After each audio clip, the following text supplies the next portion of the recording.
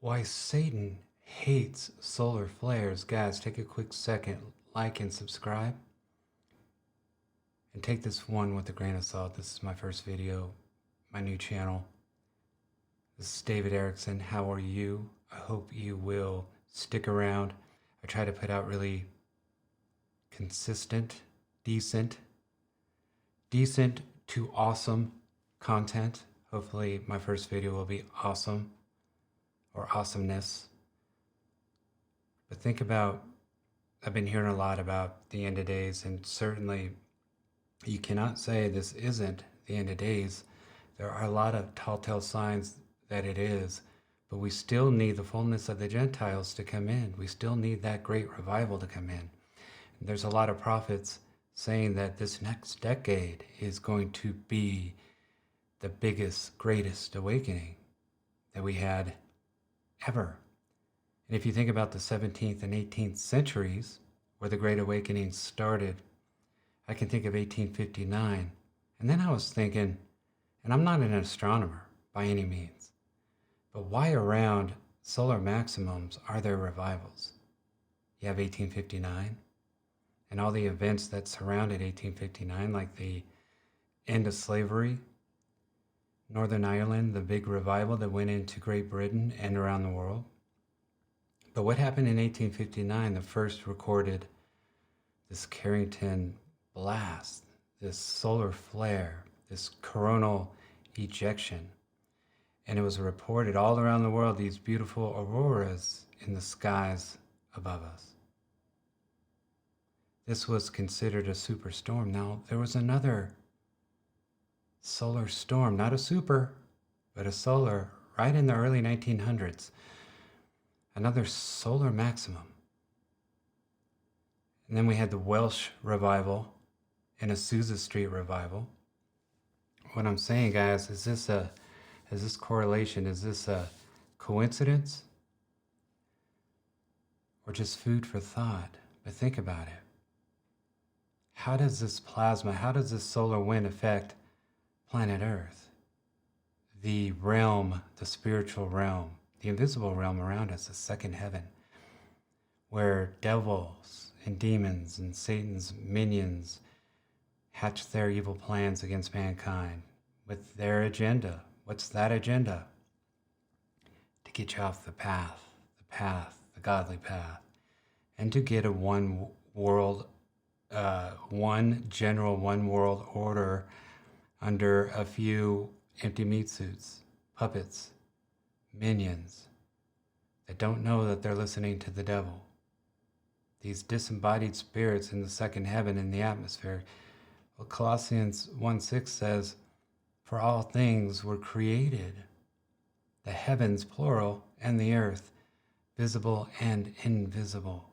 The second heaven, these disembodied spirits that are right in our faces, guys, trying to get us to do evil things. And the godless are absolute puppets, especially cluster B individuals, narcissists, psychopaths.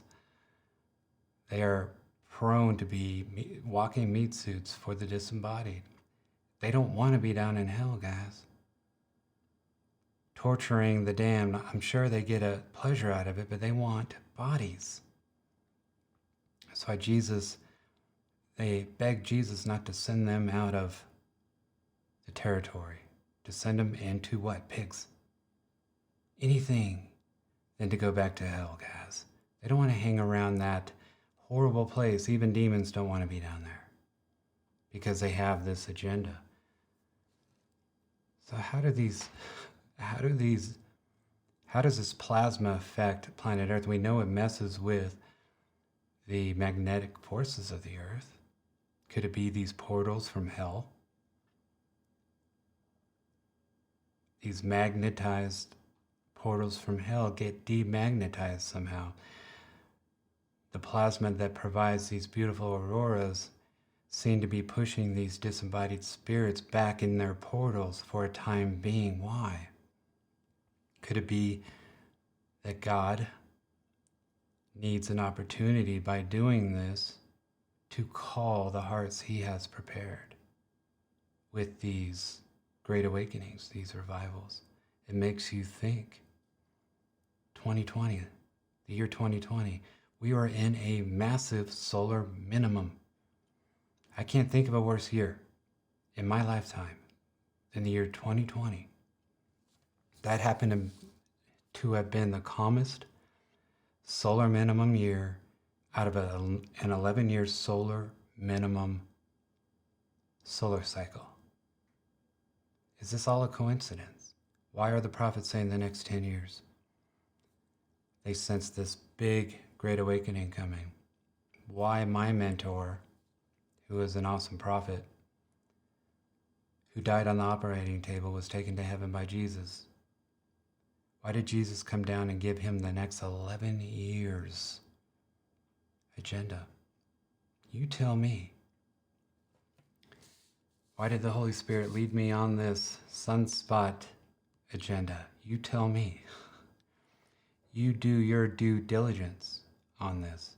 It's food for thought, to say the least. But guys, whatever happens in our election, whatever happens, God has you.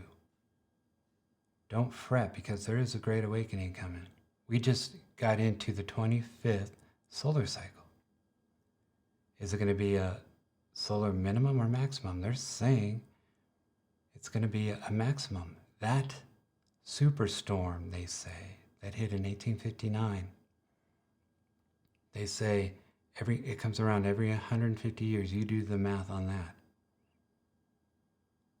Start looking up. Maybe start looking at some of these space channels, space weather channels that I started watching. Start looking at sunspots, because 2021, I think, is going to turn around for all Christians.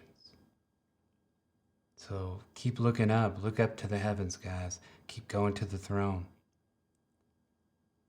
Like and subscribe. Be blessed, guys. There's going to be more videos coming out of here. Please subscribe, and we'll see you in a bit. Be blessed, guys.